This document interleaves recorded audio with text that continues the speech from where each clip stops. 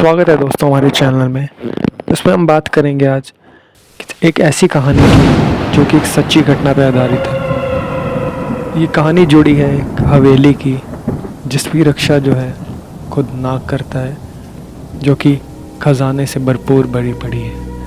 ये कहानी है एक राजस्थान के एक छोटे से गांव की, जिसमें जो एक हवेली है और कहते हैं उसमें राजा महाराजाओं का जो भी खजाना था उसमें दफन है और उसकी रक्षा जो है खुद एक नाग करता है। तो आइए कहानी की ओर बढ़ते हैं। ये बात है कुछ आज से 5 साल पहले की, जब एक रमेश नाम का लड़का उस गांव में जाता है। रमेश जो है एक व्यापारी हुआ करता था, तो वो गांव हर शहर में भी जाया करता था अपने अचार के बिजनेस को बढ़ाने के लिए। तो ऐसे ही रमेश जो है उस गांव में चला गया अपने व्यापार को बढ़ाने के लिए। तो उस गांव में ऐसी मनगढ़ंत कहानियाँ जो है गाई जाती थी कि उस हवेली में ऐसे सांप है और उस वहाँ पे खजाना है और उसकी रक्षा जो है वो नाग किया करता है। ये जो लड़का है रमेश, इसको कहानियाँ सुनने का बड़ा शौक था। ये बचपन से नई नई कहानियाँ जो है सुनता आया था, तो उसको इस कहानी में भी काफ़ी दिलचस्पी लगी। तो ये सोचता था कि एक मनगढ़ंत एक कहानी है, कोई सच्चाई नहीं। एक दिन क्या होता है, रमेश जो है अपने अचार के कुछ सैंपल्स लेके उस गांव में जाता है। उस गांव में उसका काफ़ी अच्छा व्यापार चल रहा होता है, लोग उसके अचार को पसंद करते हैं, तो रमेश को भी काफ़ी फ़ायदा होता है। तो जैसे जैसे वो देखता है उसका व्यापार वहाँ पे बढ़ रहा होता है, तो एक दिन रमेश जो है उस हवेली के पास से जा रहा होता है और उस हवेली को देख के बोलता है एक आदमी से, क्या यहाँ कोई नहीं रहता? तो एक गांव वाला उसे कहता है, अरे नहीं भैया, यहाँ पे तो आज से बहुत साल पहले राजा महाराजा रहा करते थे, लेकिन तब से जगह बंद है और तुम भी यहाँ पर आया जाया मत करो, यहाँ पे जो है एक नाग रहता है। रमेश को ये काफ़ी बात अटपटी लगी आज के समय में कि ऐसी बातें कौन करता है, लेकिन रमेश तो ठहरा शहर का आदमी, उस बातों को ज़्यादा दिलचस्पी ना लेते हुए अपने व्यापार को आगे बढ़ाता है। एक दिन जो है रमेश आया उस गांव में, उसका व्यापार जो है काफ़ी अच्छा चल रहा था। अचार के कुछ सैंपल्स लेके आया था, जो कि अचार जो है उसको काफ़ी अच्छा बिका और बिकते बिकते जो है रात हो गई। तो रमेश जो सोचता है कि क्यों ना उसी गांव में ठहरा जाए, तो आसपास वहाँ पे वो एक नॉर्मल सा एक होटल लेके रहने लगता है। तो उस गांव में ज़्यादा इतनी फैसिलिटी भी नहीं थी कि वहाँ पे लाइट्स वगैरह जो है आती जाती रहती थी। तो रमेश जैसे ही वहाँ पे रुका तो वहाँ पे अचानक से बिजली चली गई। जैसे ही बिजली चली गई तो रमेश ने सोचा कि थोड़ा बाहर टहल लिया जाए। तो जैसे ही वो बालकनी से जो है बाहर देखता है, सामने वही हवेली थी और जिस हवेली में कुछ एक चमकदार जैसा कुछ उसे दिखा। जैसे ही वो चमकदार उसे दिखा, वो काफ़ी चौंक गया। वो सोच रहा था कि शायद वहाँ पे कोई है, पर गांव की जो बातें थी कि उस हवेली में कहते हैं नाग रहता है, तो रमेश से रहा नहीं गया। वो सोचता है कि शायद ये एक कहानी है और उस खजाने को बचाने के लिए रमेश जो है अपने होटल से निकलता है, कुछ अपने साथ हथियार लेता है, तो ले लेता है फावड़े वगैरह।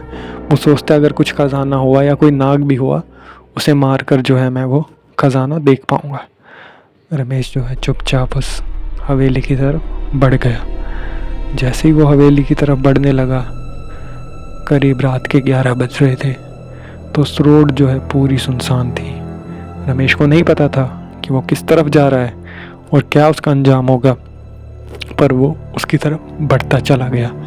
जैसे ही वो उस हवेली की तरफ बढ़ा, उसने देखा कि आसपास जो है कीड़े मकोड़ों की आवाज़ें आने लगी। तो वो घबराया थोड़ा सा, पर वो नहीं माना, वो आगे बढ़ने लगा। जैसे ही वो हवेली की तरफ बढ़ा, उसे लगा कि कोई गांव वाला उसे ना देख ले, तो वो हवेली की पिछली साइड जो है चला गया कि पिछली साइड से अंदर जाया जाए। जैसे ही वो पिछली साइड से जाने लगा, उसने दीवार टापी और अंदर बढ़ने लगा। तो अंदर जैसे ही वो बढ़ा, उसने देखा कि आसपास जो है घास पे कुछ पैरों के निशान थे, या कुछ पैरों के कह दो या फिर किसी के चलने के निशान थे। रमेश घबरा गया कि कहीं ये उसी सांप के तो नहीं, लेकिन वो घबराया नहीं और वो थोड़ा बहुत हिम्मत करके आगे बढ़ने लगा। और उसके पीछे से जो है अचानक से एक सांप की आवाज़ आई। वो घबरा गया और घबराहट के मारे जो है वहाँ से भागने लगा, क्योंकि उसका फ़ैसला बदल गया, क्योंकि रात का समय था और ये चीज़ समझ के वो भागने लगा। जैसे ही वो दीवार से तो टाप कर आ चुका था, लेकिन दीवार अंदर जो है वहाँ पे फिसलन थी, तो वो चढ़ नहीं पाया। तो वो सोचने लगा कि क्यों ना आगे जो गेट है उससे जो है बाहर भागा जाए। रमेश घबरा गया। घबराते घबराते वो जो है गेट की तरफ जाने लगा। जैसे ही वो गेट की तरफ पहुंचा, उसने देखा कि पीछे से किसी आदमी की आवाज़ आई। रमेश को फिर डाउट हुआ कि उधर तो एक सांप की आवाज़ थी, लेकिन इस हवेली में एक आदमी। रमेश फिर से उस दरवाजे की तरफ जाने लगा, तो उसने देखा एक टूटी हुई खिड़की थी जिसका कांच जो है थोड़ा सा टूटा हुआ था। रमेश वहाँ से झांकने लगा। जैसे ही उसने झांक के देखा तो अंदर जो है एक आदमी का जो है उसे पैर दिखा। रमेश सोचने लगा कि शायद इस हवेली में जो है कोई सांप वगैरह नहीं, एक आदमी रहता है जो कि चोरी वगैरह करता होगा। रमेश ने हिम्मत जुटाई और वो दरवाजे को हल्का सा खोल के अंदर जाने लगा। जैसे ही वो अंदर गया, उसके चारों तरफ उसे कंकाल, मूर्तियाँ कुछ पुरानी, कुछ खून के धब्बे दिखे। रमेश घबरा गया और जैसे ही वो पीछे मुड़ के देखा, उसने एक सांप के कपड़े पहने हुए एक आदमी उसके सामने खड़ा हो गया। रमेश घबरा गया, अपना फावड़ा जो है उसका वहीं गिर गया। जैसे ही उस आदमी की तरफ रमेश ने देखा, तो वो आदमी उसके सामने आया और बोला कि तुम कौन हो और यहाँ क्या करने आए हो। तो रमेश बताता है कि ऐसे ऐसे जो लोग कहानी बता रहे थे कि मैं उस खजाने को ढूंढने आया हूँ। तो उस आदमी ने उसे कहा, क्या तुम्हें नहीं पता कि यहाँ आना मना है और तुम किसकी इजाज़त से यहाँ पे आए हो। और उसके हाथ में बहुत बड़ा छुरा था। तो रमेश को लगा कि आज उसका दिन आखिरी है, और वहाँ से जो है उसका मन जो है वो घबरा गया। जैसे ही घबराया, वो वहाँ पे खड़ा हो, उसने बहुत ज़ोर के जो है चीख मारी। जैसे ही उसने वो चीख मारी, आसपास के गांव के लोग इकट्ठा होने लगे। तो जैसे ही गांव के लोग इकट्ठा होने लगे, तो वो जो आदमी है वो भी घबरा गया। तो उसने क्या करा, उसने रमेश को जो है पकड़ा। जैसे ही उसने रमेश को पकड़ा, रमेश घबरा के जो है वहीं पे चक्कर खा के जो है धड़ाम से गिर गया और चारों तरफ जो है सुनसान हो गया। जैसे ही चारों तरफ सुनसान हो गया, वो जो आदमी था वहाँ से भाग गया और गांव वाले इकट्ठा हो गए। अगली सुबह हुई, रमेश वहाँ से उठा, वहाँ पे पड़ा था बेहोशी की हालत में। गांव वाले कुछ लोग आए और उसे देखने लगे। जहाँ पे उसका वो फावड़ा पड़ा था, वहाँ पे एक छोटा सा नाग बैठा था, और उस नाग के पास और कुछ भी कंकाल वगैरह जो थे रात को रमेश ने जो देखे थे, वहाँ पे कुछ नहीं था। गांव वाले घबराए और कहने लगे ये नाग देवता का श्राप है, जो कि इसने हिम्मत करी है और ये उसे उसकी सज़ा मिली है। रमेश अपना होश खो चुका था। उसे ये नहीं समझ आ रहा था क्या हुआ क्या नहीं। और वहाँ से वो उठा और जो है गांव वालों को सच्चाई बताने लगा, लेकिन गांव वालों ने उसकी बात पे विश्वास नहीं किया।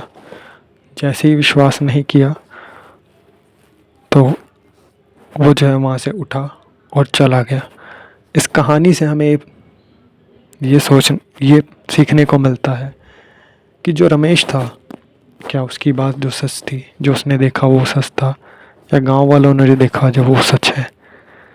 इस कहानी के पीछे बहुत रहस्य रहे, लेकिन रमेश उसके बाद वो हिम्मत नहीं जुटा पाया कि जो वो सांप की आवाज़ उसने सुनी थी, क्या वो सच्चाई थी, या वो आदमी उसने वो देखा था, क्या वो सच्चाई थी। ये कहानी एक रहस्य बन के रह गई है। और अक्सर हम सुनते हैं कहीं गाँव में, आपके कस्बे में आज भी ऐसी कहानियाँ मशहूर हैं जिसमें कहते हैं कि ऐसा खजाना जो है छुपा हुआ है, उसकी रक्षा जो है नाग करता है। रमेश को ये समझ नहीं आ रहा कि ये सच्चाई थी या एक सपना था। जब उसने आँख खोली, वो सिर्फ गांव वालों के सामने था। तो उसके बाद रमेश ना उस हवेली में गया और लोगों ने उस हवेली को ताला लगा दिया। तो कहानी यहीं पे ख़त्म होती है। आपकी क्या राय है इस कहानी के बारे में कि रमेश ने जो देखा वो सच था या जो गांव वाले बोलते हैं वो सच है। इस कहानी का जो है इस कमेंट सेक्शन में ज़रूर बताएं, और कहानी कैसी लगी ज़रूर बताएं। धन्यवाद।